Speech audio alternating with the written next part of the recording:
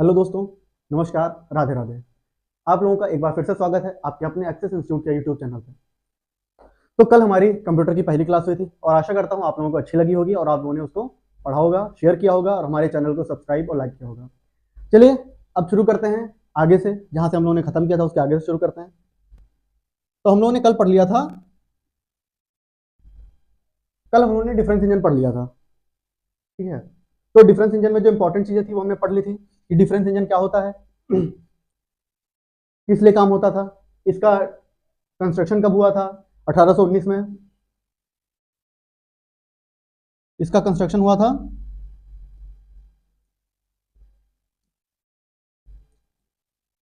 1819 में और इसका अनाउंसमेंट हुआ था 1822 में। यहां तक हमारा कंप्लीट हो गया था। लेकिन डिफरेंस इंजन सही से काम नहीं कर पाया था, तो इसका एक सक्सेसर आया था जिसको हम लोग क्या वो कहते हैं, एनालिटिकल इंजन। तो एनालिटिकल इंजन जो था उसको क्या था, सक्सेसर ऑफ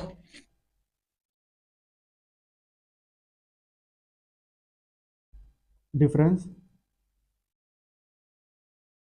इंजन। तो डिफरेंस इंजन के सक्सेसर के रूप में क्या बना था, एनालिटिकल इंजन।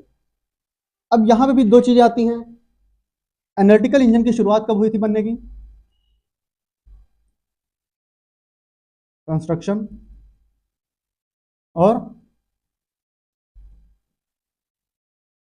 अनाउंसमेंट। यहां पे भी दो चीजें आती हैं एनालिटिकल इंजन में भी, इसका कंस्ट्रक्शन कब शुरू हुआ और इसका अनाउंसमेंट कब हुआ। लेकिन यहां पे जो आपको चीज याद रखनी है वो ये है,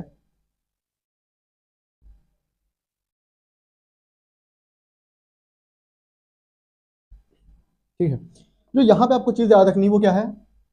यहां पे अगर आपसे पूछता है कि व्हेन वाज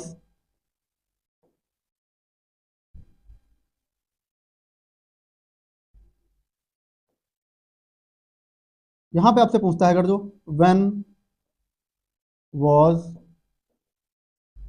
एनालिटिकल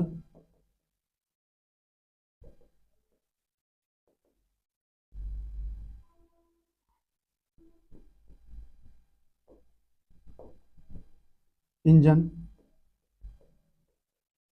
डेवलप, तो आपको आंसर 1833 ही देना है, क्योंकि जो कमीशन मान रहा है आपको भी वही है और हर जगह आपको 1833 ही मिलेगा, ठीक है। तो आपको इसका आंसर क्या देना है, when was analytical engine develop, 1833। और ये जो मैं भी आपको जो भी चीजें बता रहा हूँ वो सारे क्वेश्चन आए हुए ही हैं।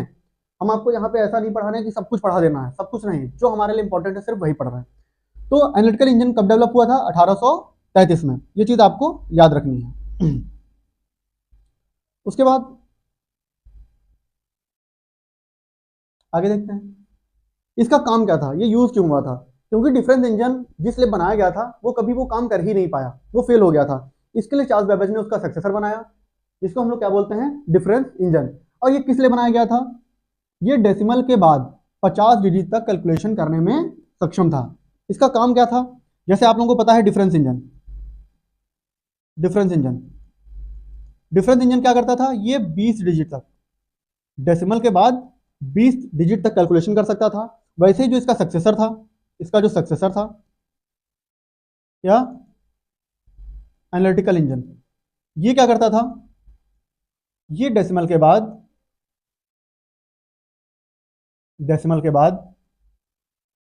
50 डिजिट तक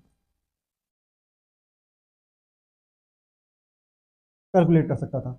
तो आपको सक्सेस इसमें क्या याद रखना है, एनालिटिकल इंजन में आपसे क्वेश्चन पूछ सकता है कि जो डिफरेंस इंजन बना था उसका सक्सेसर क्या है, इनमें से निम्न में से उसका सक्सेसर कौन सा है। आपको चार ऑप्शन दे देगा, जैसे एनालिटिकल इंजन, इनिएक, एडवैक, ऐसे बहुत सारी चीजें दे देगा। आपसे पूछेगा इनमें से कौन है, तो आप लोगों को पता होना चाहिए डिफरेंस इंजन का जो सक्सेसर था वो क्या था, एनालिटिकल इंजन। ये डेवलप कब किया गया था, ये डेवलप किया गया था 1833 में। हम क्या करते हैं, ये हटा ही देते हैं यहाँ से, ताकि आप लोगों को दिक्कत ना हो, आप लोग वरना कहोगे कि सर ये यहाँ पे 1837 भी लिखा था और ये आपको याद रह जाएगा। तो इसलिए हम इसको क्या करते हैं, यहाँ से हटा देते हैं, ठीक है। इसको यहाँ से हटा ही देते हैं हम, इसको यहाँ से हटा देते हैं। आप लोगों को पढ़ना ही नहीं है 1837, बस इतना पढ़ना है। एनालिटिकल इंजन की कब बना, 1833 में। इसका काम क्या था, ये 50 डिजिट तक कैलकुलेट कर सकता था, ये याद रखना है। उसके बाद ये सक्सेसर किसका था, ये सक्सेसर था डिफरेंस इंजन का। उसके बाद इसमें 4 कंपोनेंट्स है, ये कंपोनेंट्स भी आपको याद रखने हैं क्योंकि ये भी क्वेश्चन पूछ लेता है। जहां पे नंबर ऑफ क्वेश्चन ज्यादा होते हैं, जैसे आपका जूनियर असिस्टेंट हो गया, एएसआई हो गया, कंप्यूटर ऑपरेटर हो गया, यहाँ पे आप लोगों को पता है नंबर ऑफ क्वेश्चन ज्यादा होते हैं। जैसे अगर जो हम बता दें आप लोगों को यहाँ पे, एक बार फिर से आप लोगों को बता देते हैं, जो आपका जूनियर असिस्टेंट है उसमें 15 क्वेश्चन आते हैं, एएसआई में आपके आते हैं लगभग 20 से 25 क्वेश्चन, यूपी कंप्यूटर ऑपरेटर में आते हैं 80 क्वेश्चन, दिल्ली पुलिस में 5 से 7 क्वेश्चन, और 10 तक भी हो सकते हैं, 5 से 8 क्वेश्चन मान लीजिए। एसएससी में आते हैं 3 से 5 क्वेश्चन, और अदर स्टेट और सेंट्रल एग्जाम में आते हैं 1 से 3 क्वेश्चन। तो यहाँ पे भी तो इतना डीप में नहीं पूछता है, लेकिन जब बात आती है जहाँ पे नंबर ऑफ क्वेश्चन ज्यादा होते हैं, कहाँ पे नंबर ऑफ क्वेश्चन ज्यादा होते हैं, जैसे ये वाले एग्जाम हो गए आपके, ये एग्जाम जो है इनमें नंबर ऑफ क्वेश्चन होते हैं ज्यादा, तो ये आपसे डीप में भी क्वेश्चन पूछ सकता है। तो हम लोग क्या करेंगे, थोड़ा डीप में ही लेके चलेंगे। तो आइए फिर से अब देखते हैं जहां से हम लोगों ने ये यहाँ पे, ठीक है। तो हम लोगों ने क्या क्या पढ़ा अभी तक, कि एनालिटिकल इंजन कब एनालिटिकल इंजन कब डेवलप हुआ, यहाँ पे इसको डेवलप कर लीजिए।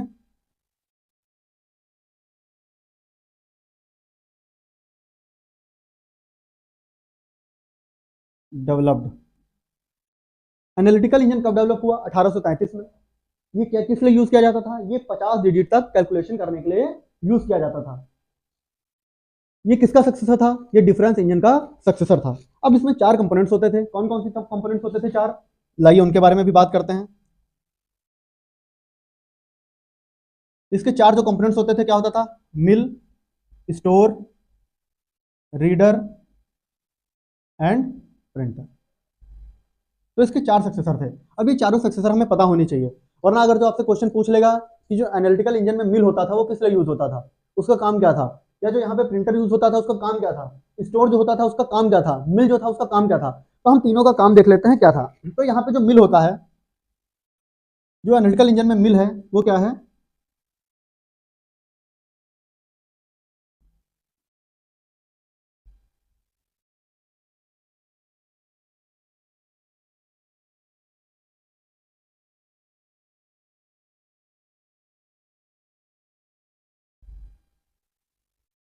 जो मिल है वो क्या है, कैलकुलेटिंग यूनिट है। तो ये चीज़ हमें ध्यान रखनी है, मिल क्या है, इसे लिख लेते हैं यहाँ पे,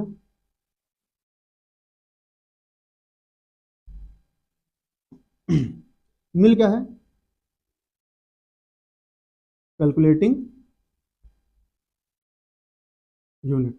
मिल क्या है, कैलकुलेटिंग यूनिट। अगर आपसे पूछ लेता है कि एनालिटिकल इंजन में मिल का काम क्या था, तो आप लोग क्या लिखेंगे, कैलकुलेटिंग यूनिट।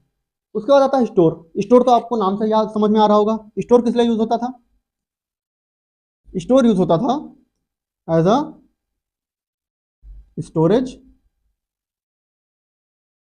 यूनिट।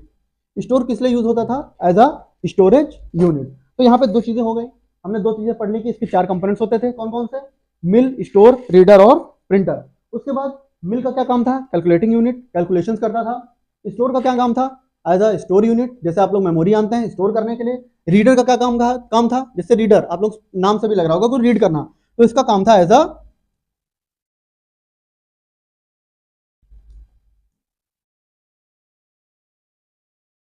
अ इनपुट यूनिट। उसके बाद प्रिंटर को तो आप लोगों को नाम से ही पता चल रहा है, प्रिंटर का काम क्या था, एज अ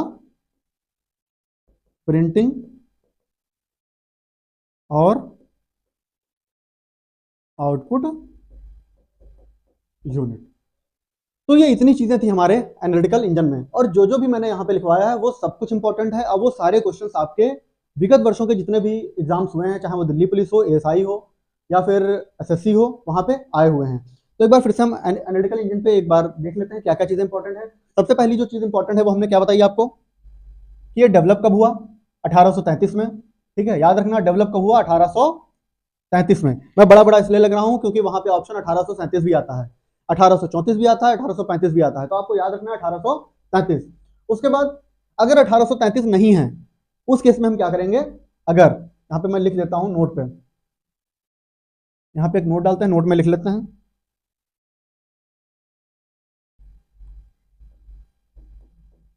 अगर 1833 ऑप्शन में नहीं है, तब क्या करेंगे हम लोग, अगर ये ऑप्शन में नहीं है तो हम लोग क्या करेंगे,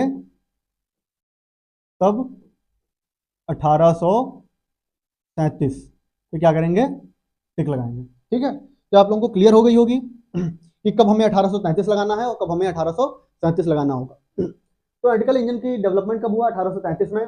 इसका काम क्या था, ये 50 डिजिट तक, इसका काम क्या था, ये 50 डिजिट तक क्या कर सकता था, कैलकुलेशंस कर सकता था। उसका जो इसमें इंपॉर्टेंट चीज है वो क्या है, इसमें कितनी यूनिट्स होती थी, इसमें 4 यूनिट्स होती थी, मिल, स्टोर, रीडर एंड प्रिंटर। उसमें मिल का क्या काम था, मिल का काम था as a calculating unit, store का काम था as a storage unit, reader का काम था एज अ इनपुट यूनिट, और प्रिंटर का काम था एज अ प्रिंट और आउटपुट यूनिट।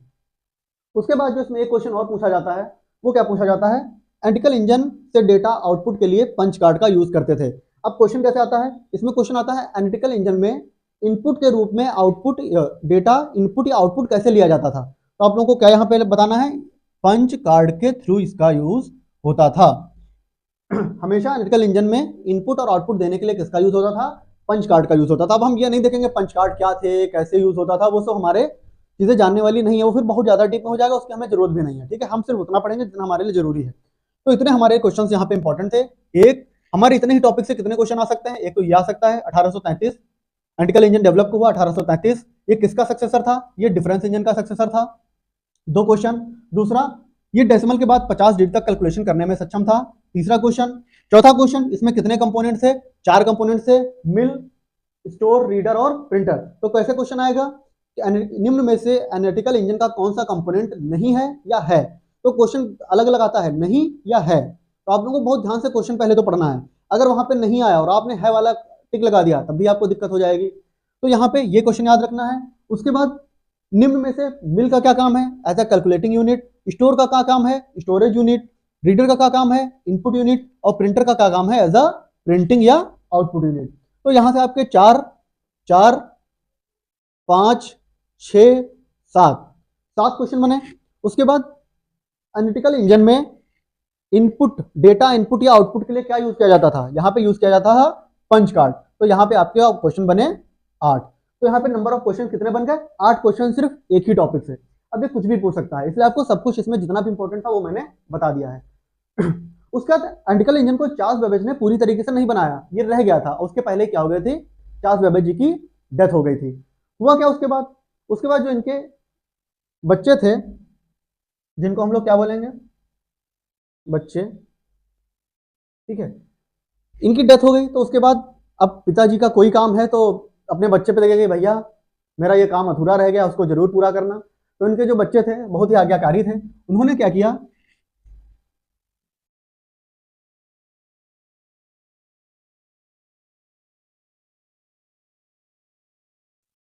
तो इनके बच्चे जो थे कौन, हेनरी बेबेज, इनके लड़के का क्या नाम था, हेनरी बेबेज। तो हेनरी बेबेज ने क्या किया, 40 साल बाद, 40 साल, इंग्लिश में लिख लिया ईयर, ये थोड़ा व्हाट्सएप वाली लैंग्वेज हो गई है। 40 साल बाद क्या किया, एनालिटिकल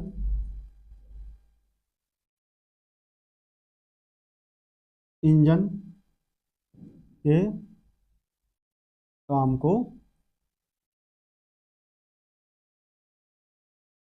कंप्लीट किया।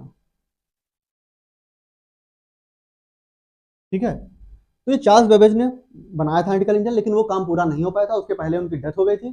तो उसका काम जो अधूरा था वो किसने कंप्लीट किया था, 40 साल बाद उनके जो सन थे, कौन, हेनरी बेबेज। तो हेनरी बेबेज ने क्या किया था, इसका पूरा काम कंप्लीट किया था। तो आपको ये भी याद रखना है, ये भी क्वेश्चन आ चुका है। तो आज हम लोगों ने क्या पढ़ा है, फिर से एक बार रिवीजन कर लेते हैं।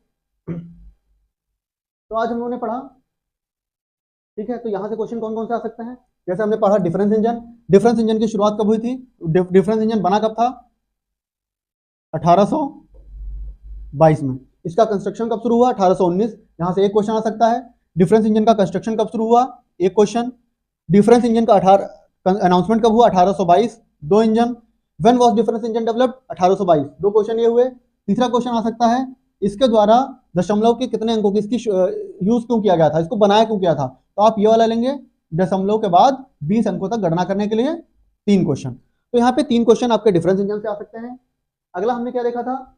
इसका सक्सेसर आर्टिकल इंजन, तो वहां पे भी हम लोगों ने आपको बता दिया। एनालिटिकल इंजन का डेवलपमेंट कब हुआ था? 1833 में। ये किसका सक्सेसर था? डिफरेंस इंजन का सक्सेसर था। ये डेसिमल के बाद 50 डिजिट तक क्या कर सकता था? कैलकुलेशन कर सकता था। इसमें 4 कंपोनेंट्स थे, प्रिंटर, स्टोर, रीडर और मिल, स्टोर, रीडर एंड प्रिंटर। उसके बाद मिल का क्या काम था? मिल का काम था as a calculating unit, store का काम था as a storage unit, reader का काम था एज अ इनपुट यूनिट और प्रिंटर का काम था एज अ प्रिंटिंग यूनिट। उसके बाद एनालिटिकल इंजन में डेटा को इनपुट और आउटपुट लेने के लिए क्या यूज किया जाता था? तो ये रहा आपका उसका आंसर, पंच कार्ड। तो ये भी बहुत इंपॉर्टेंट है। तो इसमें जितने भी हमने आपको क्वेश्चन बताए हैं वो सारे आप आज पढ़िएगा, और ये सारे इंपॉर्टेंट हैं, इसमें से क्वेश्चन आए हुए हैं। तो आज के लिए हम लोग यहीं तक रखते हैं, अगला पढ़ेंगे अगली क्लास में। हम लोग थोड़ा थोड़ा पढ़ेंगे और क्लास में ही उसको याद कर लेंगे, ताकि हमें एक्स्ट्रा बर्डन ना हो। उतना टाइम हम मैथ्स को देंगे, जीएस को देंगे, रीजनिंग को देंगे। और रीजनिंग की क्लासेस भी आपकी एक्सेल इंस्टीट्यूट पर चल रही है, जैसा कि आप जानते हैं। बहुत अच्छा रोहित सर हमारे टीचर हैं, वो बहुत अच्छे से पढ़ा रहे हैं। बहुत जल्दी आपकी हिंदी के प्रैक्टिस सेट भी चालू हो जाएंगे, और जीएस की क्लासेस और आपकी साइंस की क्लासेस राघवेंद्र सर ले ही रहे हैं, वो भी बहुत अच्छा पढ़ा रहे हैं। तो आप लोग सब लोग एक्सेल इंस्टीट्यूट के चैनल को ज़्यादा से ज़्यादा सब्सक्राइब कराइए, लाइक कराइए और क्लासेस को भी शेयर करिए, ताकि और लोगों को भी इसका हेल्प हो सके। ठीक है, तो आज के लिए इतना ही रखते हैं, अगला पढ़ेंगे हम अगली क्लास में। नमस्कार, राधे राधे।